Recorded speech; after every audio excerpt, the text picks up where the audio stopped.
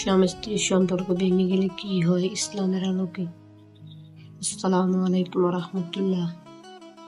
স্বামী স্ত্রীর সম্পর্ক শুধু দুটি মানুষের সম্পর্ক নয়, এটি দুটি পরিবার, দুটি হৃদয়, একটি ভবিষ্যতের বন্ধন।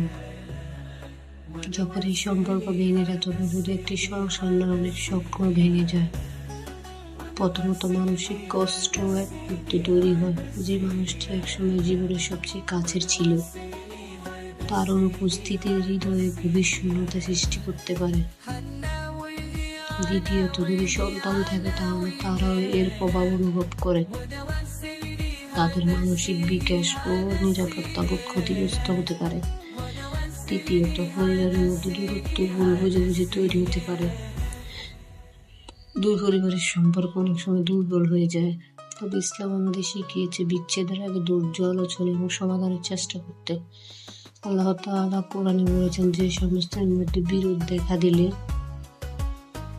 উভয় পরিবারের পক্ষ থেকে মধ্যস্থকারী নিয়োগ করতে। যদি সম্পর্ক টিকিয়ে রাখা সম্ভব হয় তাহলে ক্ষমা, ধৈর্য ও সুন্দর আচরণের মাধ্যমে নতুনভাবে শুরু করার চেষ্টা করতে হবে।